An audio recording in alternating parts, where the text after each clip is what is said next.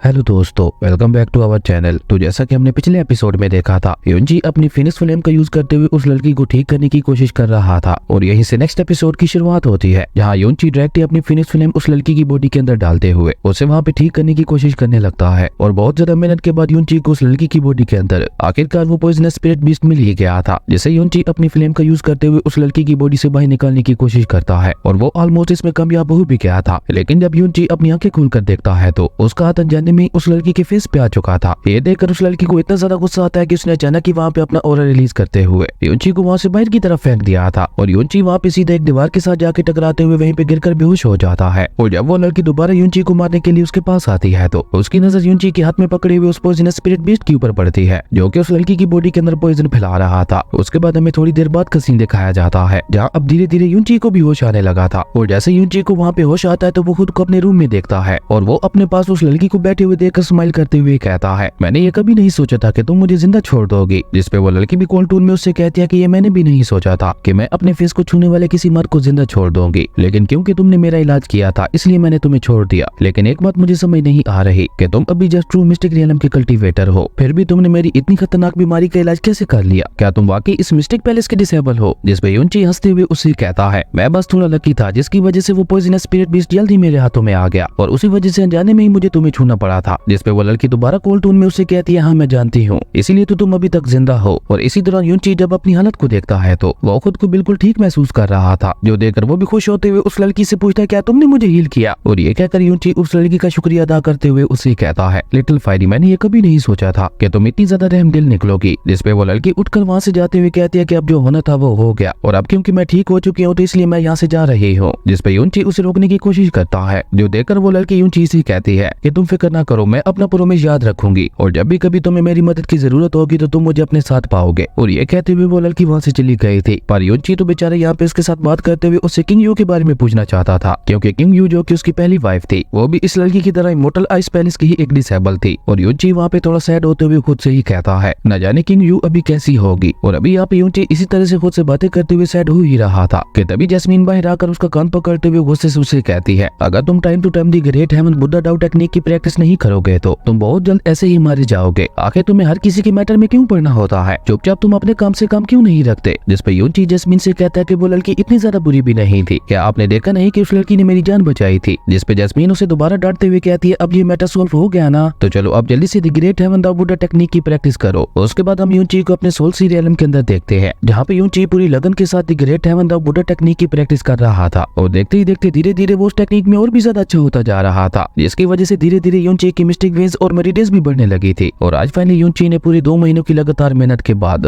The great heaven Dao Buddha technique के first level को achieve कर लिया था। और सिर्फ इतना ही नहीं, the great heaven Dao Buddha technique के साथ साथ युनजी ट्रू मिस्टिक रियलम के भी सेकंड लेवल पे पहुंच गया था, जिसकी वजह से अब युनजी उस हैवी रूलर सोर्ड को बहुत ही आसानी से उठा पा रहा था। और जब युनजी अपने सोल सीरियलम के अंदर the great heaven Dao Buddha technique के फर्स्ट लेवल की पावर का यूज करते हुए अटैक करता है तो उस अटैक की पावर को देखकर युनजी भी बहुत ज्यादा खुश हो गया था, जो देखकर जैस्मीन भी उससे इंप्रेस होते हुए कहती है, आखिर तुम हो क्या? तुमने सिर्फ 2 महीने के अंदर अंदर the great heaven Dao Buddha technique के फर्स्ट लेवल को अचीव कर लिया और उसी के साथ तुम्हारी मिस्टिक पावर भी ट्रू मिस्टिक रियलम के सेकंड लेवल पे पहुंच गई है। जिसपे युनजी भी खुश होते हुए कहता है, इस हैवी रूलर सोर्ड को चूज करना वाकई मेरा सही फैसला था। युनजी की ये बात सुनकर जैस्मीन उससे कहती है, अभी तुम बस इस सोर्ड को उठाने के काबिल हुए हो, तुम अभी भी इसकी पावर को कंट्रोल नहीं कर सकते, इसलिए तुम्हें अगले 1 महीने तक लगातार इसी सोर्ड की ही प्रैक्टिस करनी होगी। जब तक तुम इस सोर्ड को अपनी बॉडी का एक हिस्सा नहीं मान लेते तब तक तुम इसकी पावर को अच्छी तरह से कंट्रोल नहीं कर पाओगे। जिसपे युनजी उससे कहता है, ओके मैं समझ गया, पर मैं उस मोरोंगी को इतनी आसानी से नहीं छोड़ने वाला। जिसपे जैस्मीन उससे कहती है, तुम बहुत ज्यादा एरोगेंट हो और तुम्हें अपने ऊपर बहुत ज्यादा प्राउड है, इसलिए तुम बार बार किसी न किसी मुसीबत में फंसते ही रहते हो। अगर ऐसा ही चलता रहा तो तुम कभी भी एक लो प्रोफाइल डिसेबल बन के नहीं रह पाओगे, बहुत जल्द तुम लोगों की नजरों में आ जाओगे और अगर ऐसा हुआ तो तुम जानते ही हो कि न जाने कितने ही लोग तुम्हारी जान के दुश्मन बन जाएंगे। जिसपे युनजी भी हंसते हुए जैस्मीन से कहता है, मैं बस खुद को एरोगेंट शो करता हूँ, लेकिन असल में मैं हर टाइम बहुत ज्यादा अलर्ट रहता हूँ। मुझे अपनी लाइफ खुल के जीना अच्छा लगता है और अगर मैं अपनी लाइफ खुल के ही ना जी पाऊँ तो फिर भला इस लाइफ का क्या फायदा? युनजी की ये बात सुनकर जैस्मीन उससे कहती है, तुम नहीं सुधरने वाले। ओके, अगर ऐसा है तो फिर मुझे तुम्हें एक और बहुत ही ज्यादा पावरफुल हेवनली सोर्ड टेक्निक सिखानी पड़ेगी, जिसका नाम दी हेवनली वुल्फ डिवाइन सोर्ड है। इस हेवनली डिवाइन टेक्निक के बारे में सुनकर तो युनजी को भी एक झटका लगता है। और उसके बाद हमें 1 महीने बाद बैटल अरीना का सीन दिखाया जाता है, जहाँ पे युनजी और मोरोंगी के दरमियान फाइट होने वाली थी। और आज वहाँ पे चैन फैंग मिस्टिक पैलेस के सभी डिसेबल्स आए हुए थे और वो सभी यहाँ पे युनजी और मोरोंगी को देखते हुए आपस में बातें कर रहे थे कि आज की ये फाइट कौन जीतेगा। और सभी यहाँ पे मोरोंगी का ही नाम ले रहे थे। और तभी वहाँ पे मौजूद मोरोंग के एक साथी कल्टीवेटर गुस्से से कहता है, तुम सभी लोग क्या पागल हो गए हो जो तुम मोरोंग के इस तरह के एक कमजोर कल्टीवेटर के साथ कंपेयर कर रहे हो। मैं ये शर्त लगाकर कहता हूँ कि मोरोंग इसे अपने सिर्फ 3 अटैक्स में खत्म कर देगा। ये सुनकर युनबा को बहुत ज्यादा गुस्सा आता है, इसलिए वो गुस्से से उसे मारने के लिए आगे बढ़ने ही वाला था, पर मिज़ोरू उसका हाथ पकड़ते हुए उसे वहीं पे रोक देती है। वहीं बैटल अरीना के अंदर मोरोंग यूनची का मजाक उड़ाते हुए उससे कहता है, लड़के तुम ही बताओ तुम उसे किस तरह से हारना पसंद करोगे। जिस पे यूनची उससे कहता है कि अपने वेपन को बाहर निकालते हुए ये फाइट स्टार्ट करो। जिस पे मोरोंग वहाँ पे एक बार फिर से उसका मजाक उड़ाते हुए कहता है, तुम्हारे जैसे एक कमजोर डिसेबल को हराने के लिए मुझे वेपन की कोई जरूरत नहीं है। जिस पे यूनची भी उससे कहता है, ओके ठीक है, और मैं उम्मीद करता हूँ कि तुम्हें बाद में अपने इस फैसले पर पछताना ना पड़े। वहीं दूसरी तरफ एल्डर वू शेंग भी मास्टर किन से पूछते हैं, एल्डर किन आपको क्या लगता है ये फाइट कौन जीतेगा। जिस पे मास्टर किन एक लंबी सांस छोड़ते हुए एल्डर वू शेंग से कहते हैं, मैं ये देख पा रहा हूँ कि यूनची ने बहुत ज्यादा प्रोग्रेस किया है, लेकिन मोरोंग उससे अभी भी 7 लेवल ऊपर है और हर लेवल के बीच ट्रू मिस्टिक रियलम की जितना बड़ा गैप है। जिस पे एल्डर वू शेंग मास्टर किन से कहते हैं, जरूरी तो नहीं है कि पावर लेवल ही सब कुछ होता है। मेरी ऑब्जर्वेशन तो ये कहती है कि ये फाइट बहुत ही ज्यादा दिलचस्प होने वाली है और अभी ये प्रिडिक्ट करना कि ये फाइट कौन जीतेगा अभी के लिए ये इम्पॉसिबल है। और मुझे तो यहाँ पे यूनची की फेस को देखकर ऐसा लग रहा है कि जैसे वो ये फाइट इतनी आसानी से नहीं हारने वाला, और इसी के साथ वहाँ पे फाइट स्टार्ट कर दी जाती है। जो देखकर मोरोंग यूनची का मजाक उड़ाते हुए उससे कहता है, मैं तुम्हें पहले अटैक करने का मौका देता हूँ, मुझे दिखाओ तुम क्या क्या कर सकते हो। मोरोंग की ये बात सुनकर यूनची उसे कोई भी जवाब नहीं देता और वो डायरेक्टली वहाँ पे अपनी shadow star of God technique का यूज करते हुए काफी तेजी से आगे बढ़ते हुए जाकर अपनी मिस्टिक पावर का यूज करके उसके ऊपर एक बहुत ही ज्यादा पावरफुल अटैक करने के लिए सामने से ही आगे बढ़ता है। जो देखकर मोरोंग स्माइल करते हुए कहता है, मुझे लगता है ये लड़का पागल हो गया है जो ये सामने से मुझे टक्कर देने की कोशिश कर रहा है। और ये कहकर मोरोंग भी वहाँ पे अपनी मिस्टिक पावर का यूज करते हुए 5 लेयर्स बनाते हुए यूनची के ऊपर अटैक करता है, लेकिन यूनची यहाँ पे उसकी हर एक लेयर को डिस्ट्रॉय करते हुए सीधा जाकर उसे एक बहुत ही ज्यादा पावरफुल पंच मार देता है, जिसे मोरोंग रोकने की कोशिश तो बहुत ज्यादा करता है, पर वो ज्यादा देर यूनची के इस अटैक को नहीं रोक पाता और वो खिसकता हुआ वहाँ से काफी पीछे चला गया था। और यूनची की इस एक अटैक ने वहाँ पे सभी को हैरान कर दिया था, लेकिन मोरोंग के चमचे तो अभी भी वहाँ पे उसे चेयर किए जा रहे थे। पर मोरोंग अब वहाँ पे काफी ज्यादा सीरियस हो चुका था, क्योंकि उसने यूनची के पहले अटैक की पावर को देखकर ही ये पहचान लिया था कि इस लड़की को हराना इतना ज्यादा आसान भी नहीं होने वाला। और मोरोंग को इस तरह से सीरियस देखकर यूनची उसका मजाक उड़ाते हुए कहता है, मोरोंग क्या हुआ, अब तुम क्यों नहीं हंस रहे। जिस पे मोरोंग गुस्से से उसे कहता है कि तुम मेरे एक मामूली से अटैक को डिस्ट्रॉय करके खुद को कुछ ज्यादा ही बड़ा समझ रहे हो, मुझे लगता है अब मुझे तुम्हें सबक सिखाना ही पड़ेगा। और ये कहकर मोरोंग भी वहाँ पे अपनी मिस्टिक पावर को रिलीज करते हुए एक चेंज एंड शैडो टेक्निक का यूज करता है, जिसकी वजह से वहाँ पे मोरोंग की स्पीड बहुत ज्यादा बढ़ गई थी। और ये देखकर उसके चमचे वहाँ पे उसे और भी ज्यादा जोर जोर से चेयर करने लगे थे, लेकिन यूनची तो अभी भी वहाँ पे उसी तरह से शांत खड़ा था। पर जैसे ही मोरोंग उसके ऊपर अटैक करने के लिए उसके पास आता है तो यूनची भी वहाँ पे अपनी मिस्टिक पावर का यूज करते हुए उसके ऊपर अटैक करने की कोशिश करता है, लेकिन मोरोंग की स्पीड यहाँ पे इतनी ज्यादा बढ़ चुकी थी कि वो उसी वक्त उसके पीछे आते हुए पीछे से यूनची को एक बहुत ज्यादा पावरफुल पंच मार देता है, जिसकी वजह से यूनची भी खिसकता हुआ कुछ स्टेप पीछे चला गया था। लेकिन मोरोंग यहाँ पे भी नहीं रुकता और वो लगातार वहाँ पे अपनी स्पीड का यूज करते हुए चारों तरफ से यूनची के ऊपर अटैक्स करने लगता है, लेकिन यूनची भी वहाँ पे उसके सभी अटैक्स को रोकने की अपनी पूरी कोशिश कर रहा था। लेकिन जितनी तेजी से यूनची मोरोंग के अटैक्स को रोक रहा था, मोरोंग वहाँ पे उतनी तेजी से यूनची के ऊपर अटैक किए जा रहा था। और इसी तरह मोरोंग के अटैक करते करते वहाँ पे एक बहुत बड़ा ब्लास्ट होता है, जिसकी शॉक वेव्स पूरे बैटल अरीना के अंदर फील होती है। और उस ब्लास्ट की वजह से वहाँ पे स्मोक भी फैल गई थी और इतने ज्यादा हमले करने की वजह से मोरोंग वहाँ पे पूरी तरह से थक चुका था। लेकिन जब वो अपने सामने यूनची को देखता है तो यूनची तो अभी भी वहाँ पे पहले की तरह बिल्कुल ठीक खड़ा था। और असल में ये सब यूनची को उस हैवी रोलर शॉट को प्रैक्टिस करने की वजह से हो रहा था, क्योंकि जैसे जैसे यूनची उस हैवी रोलर शॉट को प्रैक्टिस कर रहा था वैसे वैसे उसकी बॉडी बहुत ज्यादा स्ट्रॉन्ग होती जा रही थी। अब ये देखकर तो वहाँ पे खड़े लोगों को अपनी आंखों पे यकीन ही नहीं हो रहा था कि एक मामूली से कल्टीवेटर ने मोरोंग के दोनों हमलों को इतनी आसानी से रोक लिया। और मोरोंग के दोनों हमलों को रोकने के बाद भी वो वहाँ पे बिल्कुल ठीक ठाक खड़ा है, उल्टा उससे ज्यादा तो मोरोंग ही थका हुआ लग रहा है। वहीं मोरोंग भी ये सब देखकर गुस्से से कहता है, नहीं ऐसा नहीं हो सकता, ये इम्पॉसिबल है। वहीं दूसरी तरफ मास्टर किन भी हैरान होते हुए कहते हैं, यूनची मोरोंग से 7 लेवल नीचे है, फिर भी वो उसे यहाँ पे बराबरी की टक्कर कैसे दे पा रहा है। और वहाँ पे मौजूद सभी लोगों की इस तरह की बातें सुनकर मोरोंग का गुस्सा धीरे धीरे वहाँ पे और भी ज्यादा बढ़ता जा रहा था, इसलिए वो वहाँ पे बहुत ही अग्रेसिवली अपनी मिस्टिक पावर का यूज करते हुए यूनची के ऊपर हमला करने लगता है। लेकिन यूनची भी यहाँ पे अपनी shadow star of God technique का यूज करते हुए उसके सभी हमलों से बहुत ही आसानी से बच रहा था और उल्टा यहाँ पे यूनची उसके ऊपर अटैक करते हुए भारी पड़ रहा था। ये देखकर मोरोंग वहाँ पे एक गंदी चाल चलते हुए अचानक यूनची को वहाँ पे पुश करते हुए पीछे की तरफ धकेल देता है। और अभी यूनची वहाँ पे संभल पाता उससे पहले ही उसने अपने मैजिकल स्पीयर को बाहर निकालते हुए यूनची के ऊपर अटैक करना शुरू कर दिया था। लेकिन उसके बावजूद भी यूनची वहाँ पे अपनी shadow star of God technique का यूज करते हुए उसके सभी हमलों से बचने की कोशिश करने लगता है। लेकिन यूनची यहाँ पे ज्यादा देर ऐसा नहीं कर पाता, क्योंकि मोरोंग वहाँ पे एक बार फिर से गंदी चाल चलते हुए यूनची को पीछे की तरफ फेंकते हुए नीचे गिरा देता है। और इस मौके का फायदा उठाकर उसने पीछे से ही अपने मैजिकल स्पीयर से यूनची के ऊपर एक बहुत ज्यादा पावरफुल अटैक कर दिया था। और ये कोई मामूली अटैक नहीं था, बल्कि ये एक जानलेवा अटैक था। और ये देखकर मिज़ोरू वहाँ पे घबराते हुए यूनची को पीछे देखने के लिए कहती है, पर तब तक बहुत ज्यादा देर हो चुकी थी, क्योंकि मोरोंगी के मैजिकल स्पीयर जाकर सीधा यूनची को लगता है और ऐसा होते ही वहाँ पे एक बार फिर से एक बहुत बड़ा ब्लास्ट होता है, जिसके इम्पैक्ट से यूनची उड़ता हुआ वहाँ से पीछे जा गिरा था। और ये देखकर तो मिज़ुरू और युनबा दोनों को यूनची की बहुत ज्यादा फिक्र हो रही थी और अब वहाँ पे मौजूद सभी डिसेबल्स को यही लगने लगा था कि यूनची ये फाइट हार चुका है। वहीं ये सब देखकर एल्डर वुशेंग गुस्से से कहते हैं, आखिर ये लड़का इतना ज्यादा घटिया कैसे हो सकता है, इसने यूनची को हराने के लिए पीछे से उसके ऊपर अटैक किया और वो भी एक ऐसे कल्टीवेटर के ऊपर जो कि ऑलरेडी पावर लेवल के हिसाब से उससे बहुत ज्यादा नीचे था। ऐसा घटिया लड़का मेरे इनर पैलेस का डिसेबल नहीं हो सकता। वहीं दूसरी तरफ मोरोंगी की इस अटैक की वजह से यूनची का राइट वाला बाजू पूरी तरह से इंजर्ड हो गया था। इवन वहाँ पे उसके बाजू से ब्लड भी निकलने लगा था, लेकिन उसी के साथ यूनची वहाँ पे दोबारा खड़ा भी हो गया था, जो देखकर अब वहाँ पे मौजूद डिसेबल्स आपस में बातें करते हुए कहते हैं, मोरोंगी ने अभी अभी जिस टेक्निक का यूज किया उसे ब्लू ड्रैगन डोमिनेटिंग सी टेक्निक कहते हैं और ये मोरोंग फैमिली की 3 सबसे पावरफुल टेक्निक्स में से एक है। लेकिन इतनी ज्यादा पावरफुल टेक्निक भी इस लड़के को नहीं हरा पाई और इवन ये मोरोंगी के साथ फाइट करने के लिए दोबारा खड़ा भी हो गया है। वहीं बैटल अरीना के अंदर यूनची भी स्माइल करते हुए मोरोंगी से कहता है, तो फाइनली तुमने अपने वेपन का यूज कर ही लिया, पर अब मेरी बारी है अपना मैजिकल वेपन यूज करने की। और ये कहकर यूनची वहाँ पे अपनी हैवी रूलर सोर्ड को बाहर निकालता है, जिसे देखकर ही वहाँ पे मोरोंगी के साथ साथ बाकी सभी के मुंह भी खुले के खुले रह गए थे। और जैसे यूनची वहाँ पे अपनी उस हैवी रूलर सोर्ड को बैटल अरीना के अंदर रखता है तो वह पूरा बैटल अरीना ही हिल गया था और उससे वहाँ पे इतना ज्यादा पावरफुल और रिलीज होने लगा था कि वहाँ पे मौजूद डिसेबल्स का खड़ा रह पाना भी मुश्किल होता जा रहा था। और वहाँ पे मौजूद सभी डिसेबल्स यूनची की उस हैवी रूलर सोर्ड को देखते हुए कहते हैं कि आखिर ये किस तरह का हैमली वेपन है, जिसपे वहाँ पे एक दूसरा डिसेबल कहता है कि मैं इस हैवी रूलर सोर्ड के बारे में जानता हूँ, इसका वजन 2000 किलो से भी ज्यादा है, पर उसके बावजूद भी ये लड़का इतनी आसानी से उसे कैसे उठा पा रहा है। वहीं दूसरी तरफ एल्डर वुशेंग भी हैरान होते हुए कहते हैं, ये लड़का कभी भी खुद को लो प्रोफाइल नहीं रहने देगा, ये आगे चलकर इस पूरी दुनिया में आग लगाने वाला है। मुझे तो अभी भी यकीन नहीं हो रहा कि इसने सिर्फ 3 महीने के अंदर अंदर खुद को इतना ज्यादा पावरफुल बना लिया। वहीं दूसरी तरफ बैटल अरीना के अंदर मोरोंगी भी यूनची की उस हैवी रूलर सोर्ड को देखकर थोड़ा डर चुका था, जो देखकर यूनची उससे कहता है कि मैंने ये कभी नहीं सोचा था कि तुम इतने ज्यादा घटिया और डरपोक निकलोगे, जो तुम मुझे हराने के लिए मेरे ऊपर पीछे से भी अटैक करने के लिए रेडी हो गए, इसलिए अब मैं भी तुम्हारे साथ और ज्यादा पोलाइट नहीं होने वाला। यूनची की ये बात सुनकर मोरोंगी हंसते हुए उससे कहता है, यूनची तुम्हें क्या लग रहा है कि तुम इस हैवी रूलर सोर्ड का यूज करते हुए मुझे हरा लोगे? तो वाकई बहुत ज्यादा बेवकूफ हो। और ये कहकर मोरोंगी वहाँ पे एक बार फिर से अपनी मिस्टिक पावर को अपने स्पीयर के अंदर ट्रांसफर करते हुए यूनची के ऊपर हमला करने के लिए आगे बढ़ता है, लेकिन इस बार यूनची भी उसके अटैक के लिए पूरी तरह से रेडी था। यूनची भी वहाँ पे अपनी हैवी रूलर सोर्ड के अंदर अपनी मिस्टिक पावर को ट्रांसफर करते हुए जैस्मीन की सिखाई हुई हेमली वुल्फ डिवाइन टेक्निक का यूज करके मोरोंगी के ऊपर एक बहुत ही ज्यादा पावरफुल अटैक कर देता है। और जैसे ही उन दोनों के अटैक्स वहाँ पे आपस में टकराते हैं तो वहाँ पे बहुत ज्यादा पावरफुल ऑरा रिलीज होने लगता है और उस ऑरा के प्रेशर की वजह से वहाँ पे मौजूद सभी डिसेबल्स भी थोड़ा थोड़ा खिसकते हुए पीछे होने लगे थे। और यूनची की इस टेक्निक को देखकर ब्रदर सीकोंग भी खुश होते हुए कहता है, ये तो चैनफेंग मिस्टिक पैलेस की एक फॉरबिडन टेक्निक है, मुझे लगता है अब मोरोंगी नहीं बचने वाला। वहीं मोरोंगी वहाँ पे यूनची को हराने के लिए अपना पूरा दम लगा रहा था, लेकिन वो ज्यादा देर यूनची के अटैक को नहीं रोक पाता और उसका स्पीयर वहीं पे डिस्ट्रॉय हो गया था, जिसके बाद यूनची ने आगे बढ़ते हुए अपनी हैवी रूलर सोर्ड से मोरोंगी के ऊपर एक बहुत ही ज्यादा पावरफुल अटैक कर दिया था, जिसके इम्पैक्ट की वजह से मोरोंगी उड़ता हुआ काफी तेजी से नीचे आ गिरता है। और ये सब सिर्फ और सिर्फ जैस्मीन की उस हेमली वुल्फ डिवाइन टेक्निक की वजह से ही हो पाया था, क्योंकि यूनची तो उसे पहले सीखने से मना कर रहा था, लेकिन जैस्मीन के कहने पर वो उसे सीखने के लिए मान गया था और आज उसी टेक्निक ने उसे मोरोंगी को हराने में उसकी मदद की थी। और यूनची को वहाँ पे इस तरह से जीतते हुए देखकर मिज़ुरू और युनबा तो दोनों वहाँ पे बहुत ज्यादा खुश हो गए थे और उन दोनों के साथ साथ वहाँ पे मौजूद बाकी सभी डिसेबल्स भी यूनची को चेयर करने लगे थे। और उसी के साथ साथ वहाँ पे मौजूद सभी डिसेबल्स आपस में बातें करते हुए ये भी कहने लगे थे कि हमने ये कभी नहीं सोचा था कि यूनची इस बैटल में मोरोंगी को इस तरह से हरा देगा। वहीं एल्डर वुशेंग और मास्टर किन भी यहाँ पे बहुत ज्यादा खुश दिखाई दे रहे थे और तभी एल्डर वुशेंग वहाँ पे आगे आते हुए अनाउंस करते हैं कि आज की ये बैटल यूनची जीत चुका है और आज से यूनची भी इनर पैलेस के एक ऑफिशियल डिसेबल है और इनर पैलेस के अंदर यूनची को उसे मोरोंगी वाली रैंक दी जाएगी और उसी के साथ उसे एक और स्पेशल इजाजत भी दी जाती है कि आपसे वो चैनफेंग मिस्टिक पैलेस के हर एक रिसोर्सेज को यूज कर सकता है। ये सुनकर तो अब वहाँ पे मौजूद सभी डिसेबल्स और भी जोर जोर से यूनची का नाम चिल्लाने लगे थे और वो सभी वहाँ पे कह रहे थे कि यूनची ने सिर्फ ये फाइट ही नहीं जीती बल्कि उसी के साथ साथ उसने अपने लिए इज्जत भी जीती है। और ये कहते हुए वहाँ पे मौजूद हर एक डिसेबल यूनची को अपने पूरे दिल से एडमायर करने लगा था और वहाँ पे यूनची की उस हैवी रूलर सोर्ड को देखते हुए अब बाकी सभी डिसेबल्स में भी उस तरह के हैवी वेपन्स को लेकर इंटरेस्ट बहुत ज्यादा बढ़ गया था, इसलिए वो सभी भी अपने अपने लिए नए वेपन्स लेने के लिए दोबारा वहाँ से पवेलियन हाउस की तरफ निकल गए थे। उसके बाद हमें रात का सीन दिखाया जाता है जहाँ पे मिज़ुरू यूनची को हील करने की कोशिश कर रही थी, लेकिन यूनची मिज़ुरू को रोककर उसे पकड़ते हुए कहता है, जब फाइट के दौरान मैं बैटल अरीना में गिरा था तो तब आपको कैसा लगा था? यूनची की ये बात सुनकर मिज़ुरू वहाँ पे बहुत ज्यादा परेशान हो गई थी और वो उसे वहाँ पे कोई भी जवाब दिए बगैर चुपचाप वहाँ से जाने लगती है, जो देखकर यूनची को यहाँ पे ऐसा लग रहा था कि जैसे मिज़ुरू शायद उससे नाराज हो गई है। इसलिए वो मिज़ुरू से माफी मांगते हुए कहता है, प्लीज मुझे माफ कर दीजिए, शायद मुझे आपसे ये नहीं पूछना चाहिए था। जिसपे मिज़ुरू उससे कहते हैं, जूनियर यूनची मैं चाहती हूँ कि तुम मुझसे एक प्रॉमिस करो। मिज़ुरू की ये बात सुनकर यूनची उससे कहता है, एक क्या, आप चाहे मुझसे बेशक 100 प्रॉमिस ले ले। यूनची की ये बात सुनकर मिज़ुरू थोड़ा ब्लश करते हुए कहती है, मैं चाहती हूँ कि फ्यूचर में चाहे कुछ भी हो जाए तुम हमेशा पहले अपनी सेफ्टी का ख्याल रखोगे। जिसपे यूनची मिज़ूरू को पीछे से आग करते हुए कहता है, ओके मुझे आपका ये प्रॉमिस मंजूर है, लेकिन मेरी भी एक शर्त है। जिसपे मिज़ूरू बहुत ही ज्यादा शर्माते हुए उससे पूछती है क्या। जिसपे मिज़ूरू उससे कहता है कि जब आप मुसीबत में होंगी तब मैं खुद से भी पहले आपको बचाऊंगा। और इसी दौरान वो दोनों वहाँ पे एक दूसरे के काफी करीब आ चुके थे और वो दोनों वहाँ पे एक दूसरे को किस करने ही वाले थे कि तभी मास्टर केन दरवाजा खोलते हुए वहाँ पे आ जाते हैं और उन दोनों को इस तरह से इतने करीब देखकर मास्टर केन को भी एक झटका लगता है। इसलिए वो वहाँ पे अपनी आंखें बंद करते हुए कहते हैं, नहीं नहीं मैंने कुछ भी नहीं देखा। पर मिज़ूरू को तो यहाँ पे इतनी ज्यादा शर्म आ चुकी थी कि अब उसका वहाँ पे रुकना मुश्किल हो रहा था, इसलिए वो शर्माते हुए जल्दी से वहाँ से भाग जाती है। और मिज़ूरू के वहाँ से जाते ही मास्टर केन गुस्से से दरवाजा बंद करके अंदर आकर चेयर पे बैठ जाते हैं। जो देखकर यूनची मास्टर केन से कहता है, मास्टर केन अब यहाँ क्या कर रहे हैं, क्या आपको मुझसे कोई मदद चाहिए थी। जिसपे मास्टर केन गुस्से से टेबल के ऊपर अपना हाथ मारते हुए कहते हैं, तुम जानते भी हो कि अभी तुम कितनी बड़ी गलती करने जा रहे थे। जिसपे यूनची मास्टर केन से कहता है कि इसमें गलती जैसा क्या है, मैं मिज़ूरू को पसंद करता हूँ और मिज़ूरू मुझे पसंद करती है, तो फिर इसमें प्रॉब्लम क्या है। और ये कहते कहते यूनची अचानक ही वहाँ पे रुक जाता है और वो मास्टर केन से पूछता है, कहीं मिज़ूरू आपकी बेटी तो नहीं है। जिसपे मास्टर केन उससे बताते हैं कि नहीं वो मेरी बेटी नहीं है, और हाँ मैं ये बात मानता हूँ कि तुम एक बहुत ही ज्यादा रेयर जीनियस हो, तुम्हारे जैसे जीनियस हजारों सालों में बस एक बार ही पैदा होते हैं, लेकिन उसके बावजूद भी तुम मिज़ूरू के लायक नहीं हो। जिसपे यूनची भी थोड़ा कंफ्यूज होते हुए मास्टर केन से पूछता है, क्यों आखिर मिज़ूरू की आइडेंटिटी में ऐसा क्या है। जिसपे मास्टर केन यूनची से कहते हैं कि मुझे लगता है अब तुम्हें सब कुछ बताना ही पड़ेगा, वरना तो तुम अनजाने में एक बहुत बड़ी मुसीबत में पड़ जाओगे। तुम्हारी मिज़ूरू जिससे तुम प्यार करते हो वो चैन फेंग एम्पायर की रॉयल फैमिली के एम्परर की इकलौती बेटी है, जिसका real name princess Cheng Yuwei है। और ये कहकर मास्टर केन वहाँ पे यूनची को सब कुछ बता देते हैं, जो सुनकर यूनची को भी 440 वोट का झटका लगता है। और यूनची वहाँ पे थोड़ा सैड होते हुए कहता है, अब मैं समझा मिज़ूरू हर वक्त इतना ज्यादा परेशान क्यों रहती थी। वहीं मास्टर केन भी परेशान होते हुए कहते हैं, बहुत जल्द रैंकिंग बैटल आने वाली है और उस रैंकिंग बैटल के एंड होने तक न जाने ज़ूरू के साथ क्या क्या होगा, क्योंकि उसके भाई अपने फादर की गद्दी पाने के लिए किसी भी हद तक जा सकते हैं। जिसपे यूनची कहता है, तो क्या मिज़ूरू ने मुझे भी रैंकिंग बैटल के लिए चूज किया है। जिसपे मास्टर केन उससे कहते हैं कि पहले का मुझे नहीं पता, लेकिन अब तुम इस सवाल का जवाब खुद अच्छी तरह से जानते हो। अब बताओ मैंने तुम्हें सब कुछ बता दिया है, क्या तुम अभी मिज़ूरू के करीब जाना चाहोगे, क्योंकि तुम जितना करीब मिज़ूरू के जाते जाओगे उतना ही ज्यादा तुम मुसीबत में पड़ते जाओगे। और अगर तुम इस सबसे दूर रहना चाहते हो तो मिज़ूरू से भी दूर रहना, उसका फ्यूचर उसके ऊपर ही छोड़ दो, क्योंकि उसकी लाइफ पहले ही बहुत ज्यादा परेशानियों से घिरी हुई है। लेकिन यूनची तो अभी भी यहाँ पे बहुत ज्यादा गुस्से में लग रहा था, जैसे वो यहाँ पे कहना चाह रहा हो कि वो मिज़ूरू के ऊपर आज तक नहीं आने देगा। और यूनची को इस तरह से गुस्से में देखकर मास्टर केन उसके सामने 2 बॉक्स को फेंकते हुए कहते हैं, मुझे लगता है तुम इतनी आसानी से नहीं मानने वाले। अगर तुम फिर भी मिज़ूरू के करीब जाना चाहते हो तो उससे पहले तुम्हें इन 2 प्रॉब्लम्स को सॉल्व करना होगा। और उन बुक्स के ऊपर चैंग लेन और चैंग शू के नाम लिखे हुए थे, जो कि मुझे लगता है एम्परर के बेटे ही होंगे। और इसी कमाल के सीन के साथ हमारे अमेजिंग एपिसोड यहीं पे खत्म हो गया था। दोस्तों अगर आपको ये वीडियो अच्छी लगी तो लाइक कर दें, और अगर चैनल पे नहीं आए हो तो सब्सक्राइब करते जाना। तो मिलता है एक नई वीडियो में, तब तक के लिए बाय।